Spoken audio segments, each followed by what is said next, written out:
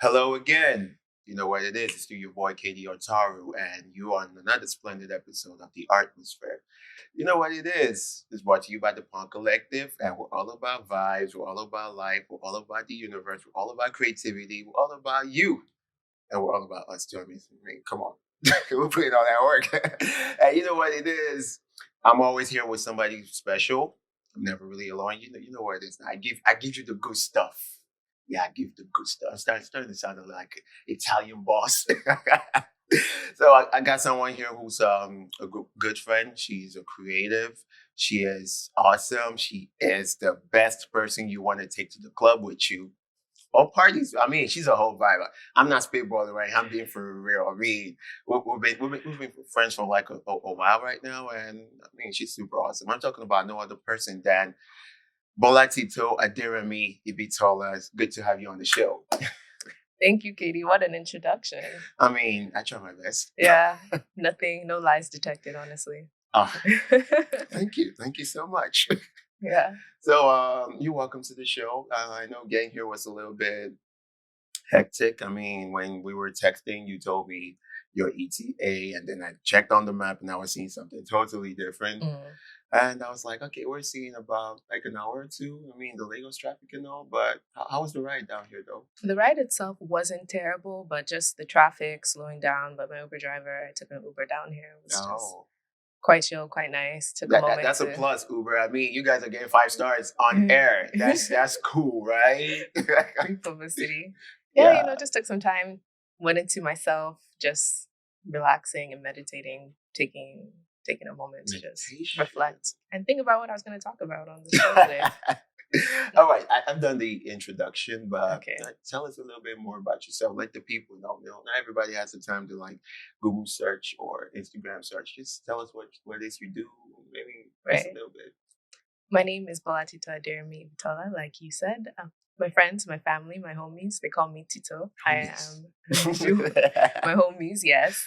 I'm a visual artist, mostly doing performance art and working in things that are time-based mediums. Um, and yeah, as I'm expanding my medium, especially this year, I'm just reflecting about what it is that I am trying to say with my artwork, especially in regards to like how does it affect people, what are the stories I'm trying to tell, and why am I even telling them in the first place? Yeah, that's really awesome. I mean, seeing some of your work, and it puts me in this mood, puts me in this state of mind. I'm pretty sure it does with any other person. Like seeing the way you perform, is the stories you tell with your body language and everything. Like that's strong. It's super awesome. It's unique. How did it all start? How did it all start? Thank you. That is a good question. Well, like most of us, I started out pretty young. I had I guess, propensity for arts. I was doing performances as well. As young as I was like 5, my dad had put me into like dance classes and things like this. And Oh, through um, elementary school on up, most of my schooling was in the U.S. I was doing theater and things like this, but I was also, in the art studio, art classes, things like this. Um, so when I went to university, I decided that I would focus more on the performing arts. I was doing a lot of theater, traveling with that, and then started to focus more on trying to capture these performances. Trying to capture these performances. When I was in university, I was doing more performances, live theater, things like this, and yeah, then yeah. I started focusing more on figuring out how do I even capture these performances. And so I lean more into television. And that's eventually what I decided to focus my um, first degree on, even though I was still like in the art departments and stuff like that, doing digital media, creative arts. So I Yeah. focused on digital storytelling. And so what I was doing was putting myself in front of the camera, recording A myself, lot. So yeah, like, making these performances, writing these scripts. And I didn't even know what to call it back then because even though I was working in the arts, my frame of reference was mostly about drawing and painting and things like yeah, that. I yeah. hadn't really seen very much performance art actually still. And after I finished university, for my first degree, I moved immediately back to Nigeria and I started working, moving through space and also still working with video. Um, and as I continued working in video, I started staging these smaller performances. Initially, actually, I started like trying to get into acting, doing the whole Nollywood. Like that's what I was doing. And I was like, actually, this is not my vibe at all. I want to write my own stuff. I want to create my own things, tell my own stories. So that's how it started to shift more into live performance, and then that became my major focus, just doing live performances in all these different spaces. Especially back then, my work was really focused on trying to figure out like socially what's going on and wanting to say something that was going to like shake up the community that was immediately in. Like a lot of people will say like activist type of work. So um, I think now that I've been working in that for a while, my work is definitely shifting. But yeah, that was it. And the way you've explained it kind of seems like you've had a lot of support, and that's a good thing. Not many people are privileged to have that kind of support. Many other artists starting out as um as artists are saying they want to have this as a full-time career for themselves. They didn't really have that support. So people are like, oh, you want to be an artist? There's no money in it though, and especially in this part of the world. So it's kind of nice to know that you had that support and all that stuff. So how's the journey been so far? How's the journey been? Yeah, it's been pretty steady actually. So growing up, my family definitely was very into like, oh, extracurriculars. Let me have a well-rounded child. They should be doing sports, they should be doing arts and things like that. But when I was like, oh, I'm actually going to focus on this for university, it wasn't necessarily like, oh, go ahead and do that. That makes a lot of sense. No, there was a little bit of pushback, and yeah, I'm kind of stubborn, so you mentioned sports. Yeah. So did you do any sports? Oh, for sure. I did a lot. Like I said, I didn't grow up here, so I did we did ice skating. Me and my younger sister, gymnastics. I was not very good, but my sister was very, very, very good. So she made it almost to Olympic level. She's so talented. Wow. But I did gymnastics, and then I played volleyball as well. So I was a volleyball player, and then that one, me and my younger sister, we did what in the US is called Junior Olympics. So we would travel around to different states and play competitive volleyball. And I was very much obsessed with volleyball to the point where I would just go in. And while I was young, I injured myself pretty badly. Definitely. I developed several stress fractures in my lower back. Wow. So for some time, I couldn't walk. It really affected me. And then when I went to university, I decided, let me still try to play. And I tore my Achilles tendon. Oh my gosh. Well, like you said, you are really stubborn. I mean, I'm pretty sure life was like, I book you back. Yeah, chill. But no. But having those injuries, it just made me feel definitely horrible. I was very sad, but it made me feel more acquainted with my body, more acquainted with this idea of pain and things like this. So, in a way, it did kind of inform eventually what I would be doing with performance arts, for sure. Wow, that's awesome. I mean, I never, when you were mentioning all the sports you did, I was thinking maybe you mentioned something like football. I was like, yeah, we'll have a competition later on. But yeah, volleyball. I did play. Oh, great! It is on. I'm just kidding. So that's cool. Knowing the fact that besides the support, you also extended other stuff, and it's shaped your art and brought you to the level that you are. And speaking of the level that you are, you're an Arts X winner, 2018, if I'm correct. 2018. I mean, how did that feel? I mean, how did that feel? It's 3-4 years ago or something. Yeah. So how did it feel? It's 4 years ago now. Yeah. Super grateful for the opportunity. Yeah. At that point in my art career, I think I had been practicing professionally for maybe 3 years. 3 years. And I had done a few residencies already and was starting to just figure out really what I wanted to say and what mediums I wanted to focus on with my art. And I got this call from ArtX, or I saw the call rather from ArtX, emerging artists apply. And I saw what the 2 years before me had been like. Yeah. So this year when I applied, this is the first time they had a really, as far as I know, a really large art prize. Yeah. And they were looking for artists that had a very specific type of background. They wanted to see that you had been practicing for a certain amount of time. They wanted to know that you had an exhibition history and things like this. So I gave it a go. And I was just looking like, look, I'm not a painter. Well, I wasn't at the time, but I didn't paint. I didn't have sculptures. I was just like, look, I do performances and I do interactive arts and digital art. Yeah.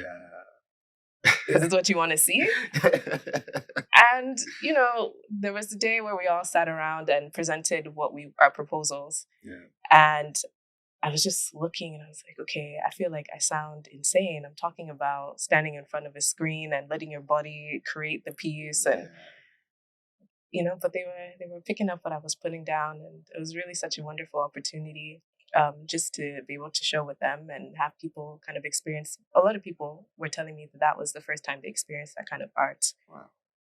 In the first place. So that was quite exciting. And another thing with working with ArtX is that I was also the first year they decided to do the gaswork residency. Yeah. So I, like I said, already had a little bit of experience in the art world and I already had some ambition of where I wanted to see my career go. So before ArtX, I had already marked like Gasworks as being a really important residency for me and wanting to expand myself.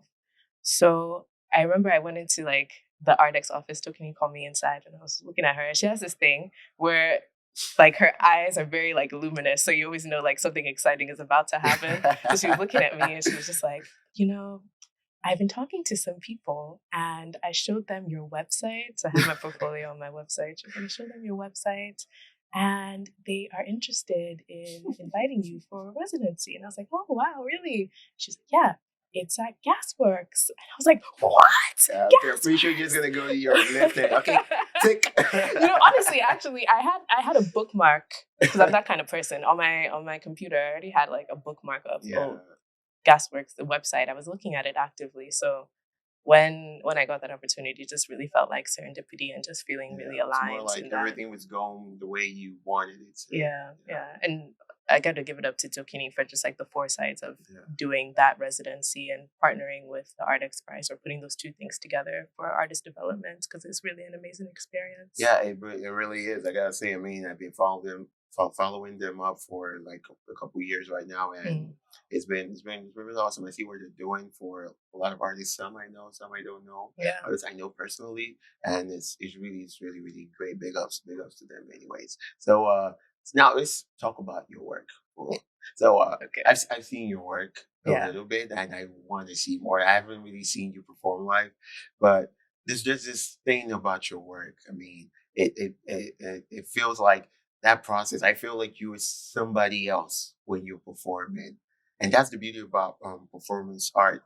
Just you doing something that paints a picture in the mind of the audience. And I keep trying to put myself in your shoes. I kind of like, how is this done? Like, what they go through? Do they get high or something? I mean, I'm just saying. I'm just saying, like, because what I get so sucked into it, and it's more like I understand what you're trying to tell me as the audience, as somebody who's watching you. I understand what you're saying. You don't even need to say words, or sometimes when you do, but the thing is, I understand. And how you do that? Like, I'm sure there's like a process, there's like a method, but let's just say, what's your process like? What's your creative process like? Yeah, very great question. A lot of people are always asking me like, Bolatito, what goes through your mind when you're doing these performances? And people are expecting like this high intensity, or at least me being like, oh, I'm so nervous. But honestly, a lot of the time it's just hard clarity. It's very, very much like a lot of clarity because when I'm doing a performance, I'm always focused on the act. With my performances, I think about a gesture like, oh, I'm trying to wash this. I want to wash this. I want to wash this. And as I keep repeating this, usually I just repeat the same action over and over and over again. As I keep repeating this thought, it almost becomes like a meditation, a mantra. And then by the time I'm done, it's like 2-3 hours have gone by. It's, okay, that was a little long, but like, quite some time has gone by and I kind of step out of the performance. I'm like, oh, wow, okay. So I get what you mean when you say it doesn't even seem like, it's like you're there, but you're not there. Like some alter ego is taking over or something. I like to think I stepped into flow, Yeah, that's the vibe we're talking about. Yeah, I'm just, just being, and especially with my earlier work, I always felt like I was giving my body to a certain kind of message or certain kind of cause, something I wanted to see disrupted in society, perhaps. So it felt important to like decenter myself, but at the same time still keep my body, my frame of reference, me there, so people realize that this is something that's central to me. Like my perspective is still being spoken about, even if I feel like I'm talking largely about society. Yeah. Sure. What challenges do you like get in your craft? What challenges basically? Mm, it's live. We're talking about Gosh. performance, right? Yeah. Just performance arts, live performance anyway. It's live, so you can't really ever predict what will happen. Recently, I did a performance where I actually wasn't in it, which is very new for me. The message or the subject of the piece, I just felt like my body wasn't the right one to tell it. So I had Okay. a couple of people who were a bit younger than me, and they were acting in the performance.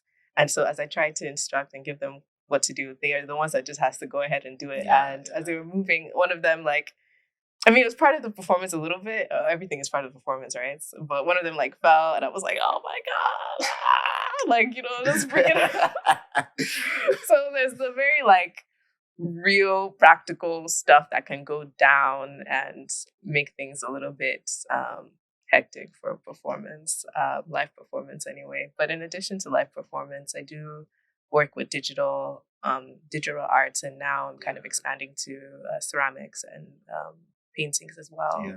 Still kind of centering on time and All of like that. digitalness and things like this, but still. Yeah. And the last time we talked, you told me about the pieces you were painting. Yeah. And it's kind of like you said you were like new to painting. Like what brought that? Like what brought that basically? That's a great question. I think that as a human, I just have changed.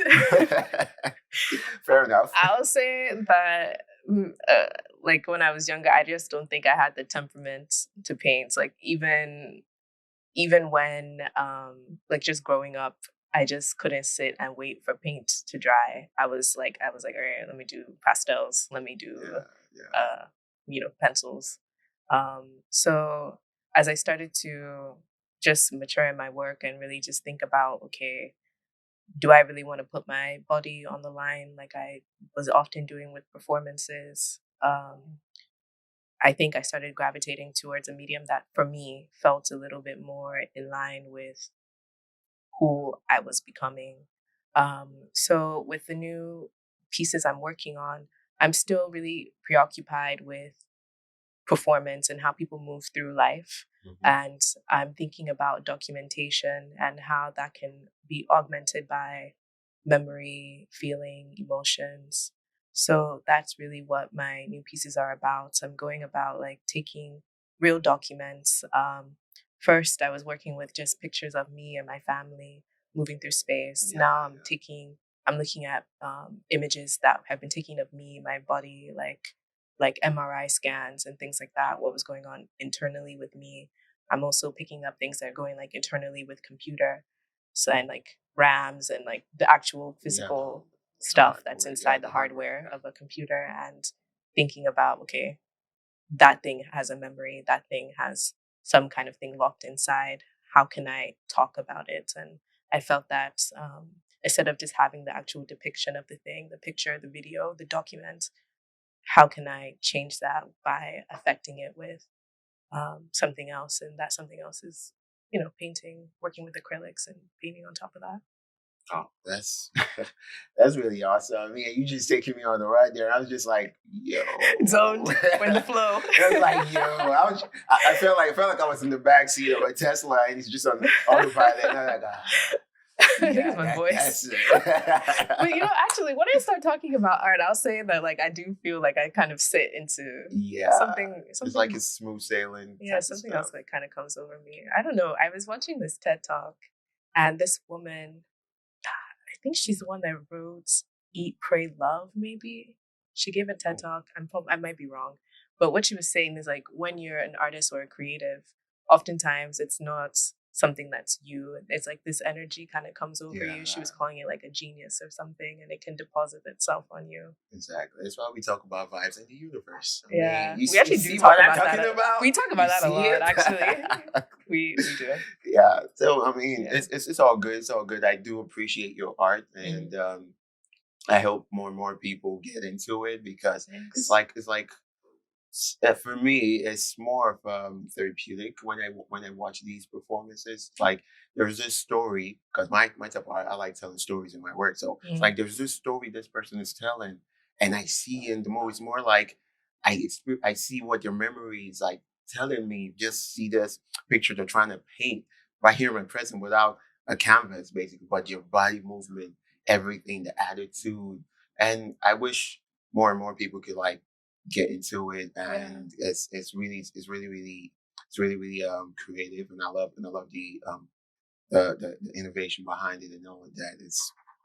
It's really fantastic. So like now let's get a little bit chill. Let's get on some personal Okay. level. So like let's say you're Okay. not thinking arts, not Okay. painting, not sculpting, not performing or thinking about performances. Okay. So how do you chill? How do you unwind? What you do? How do you clear your head or whatnot? Well, like you said, I like to go out. I like to party. Yeah, yeah, that's already an established fact. We know that part. I like to dance and just like, I mean, it sounds like I'm taking it to a level that doesn't need to go to, but like to commune with people, and I think in like just moving your body and relaxing among people, there's a kind of like release that happens. Yeah. And I like to be a part of that. That's not how I spend most of my time.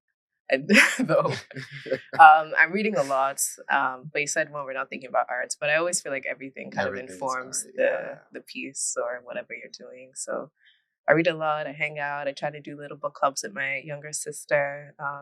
I'm the only one that's here of my immediate family, actually, that's living in Nigeria. My immediate family lives in the US. So I end up spending a lot of time talking with them and go out, see what's up in Lagos. At times watch film, TV, read. And I do end up reading a lot too. The first time I saw her, you also like, hey, this looks like this a calm person. She probably doesn't really do a lot. And then we went to a party. I was like, yo, it was really awesome because like just watching you go crazy or just dance or something. I mean, it just makes anybody want to just move their body and just forget about whatever it is and go. And I feel like it's more like part of it. I mean, it's like, oh yeah, she really is a performance artist because you don't really see all this. It was like an alter ego just takes over, and there she is doing her thing, filled with energy and all that stuff, and it's really beautiful. It's really beautiful. So I want to ask, so like, what do you have? Like, what are your future plans? Do you have anything coming up? Yeah, for sure. Future plans, like in the macro, I guess. I've always been interested in teaching throughout my art career. I've actually also been teaching off and on. So I want to kind of eventually still like work on some of the theories I'm thinking about with art, but like kind of refine that to a PhD probably, and kind of hopefully start teaching at a university level. Um, and yeah, that's my big, very, very big major goal. Personal goals like, love, life, family, all these kind of things are definitely on my heart and stuff that I would love. I can't wait to see that. I'm just gonna be in the comment section. He puts, I know her. Yeah. So before we leave, do you have like any last words? Any to tell people out there? I mean, you got fans, even though you don't know about it. You do have fans, so. I mean, aside from me, of course, I see every midnight on my phone. Let me go to her page. Yo, like a creep. You understand? So, like, do you have any words of advice for people listening and watching? Okay, words of advice, especially for artists. I would try to say, try not to immediately frame your work as one particular thing. I talk a lot about performativity in my work, but I'm not necessarily limiting myself to a particular medium. Kaydee's work, although we didn't really talk about it, but for me, it's highly performative. There's Aw. there's this like really wonderful performative Aw. aspect and Aw. storytelling, like you Aw. mentioned in the painting and the things he's talking about with memory and his past. You should definitely go check his stuff out. He's always a host, but I dedicate this yeah. award to my fans, my family, friends. I'm a fan, so I get the award. So yeah, that's about it. And trust your intuition and take time to think and to meditate and to reflect on some of the things you've been thinking about. And So, that guys, you heard it. is You heard it that's from it. her, and yeah, whatever she says, it's legit. And I'm saying like it's legit, and that's what we do, trying to like inspire everybody, not just artists entirely, trying to inspire everybody and just make them understand that everything we do in life is art, one way or the other. No matter how you try to see, it's all about perspective. But there's always that artistic thing going on in it, and that's what life's all about. And lastly, yeah, one more question. So I know What's up? we text a lot, Mm. and you've seen a couple episodes of this show. So who would you like us to interview next time? Who would I like? Just give Okay, this before we do random, this, just throw it in here, like boom. okay, I think Chidima would be really fun for next time. But have you already? Okay, Okay. Nolly. Yeah. Great. To the minority then. But I don't know if you should add that. Maybe you should cut that out. Sure, we will. My people will talk to her people, and her people will get back to my people. Okay, and they wait. will get Who, back to who me. do you want to? Well, you know what we should do? You should tell me who you want to interview, and then I'll just say it out loud like it's my idea. Who do you want to interview? You see that, Laura? I was like, oh, you should interview. I mean, I'm the host right now. I mean, you seem like you're the host right now. Are we switching places? That's art. So, ladies and gentlemen, it's your boy Kaydee Otaru, keeping it real for y'all. And this has been another splendid episode of the Artmosphere, brought to you by the Pond Collective. You know what we're all about. I will send you the link. I don't need to go back all again. I will send you the link so you know what we're all about. And yeah, I had the wonderful, beautiful, creative, fun-loving Bolatito with me here, and it was fun as usual. And like I said, stay beautiful, be creative. Don't let anybody tell you you can't do it. You can do whatever it is you put your mind to. And don't stop being an artist. Even though you don't draw, paint, dance, whatnot, you're still an artist one way or the other. Your way of reasoning, your way of thought, that makes you an artist. And we're all born and created by something higher. And whatever it is, never give up. It's you against you. And of course, the world, maybe, depending on where you believe it. So, from us here to you over there, peace and love. Hit you up later. Peace.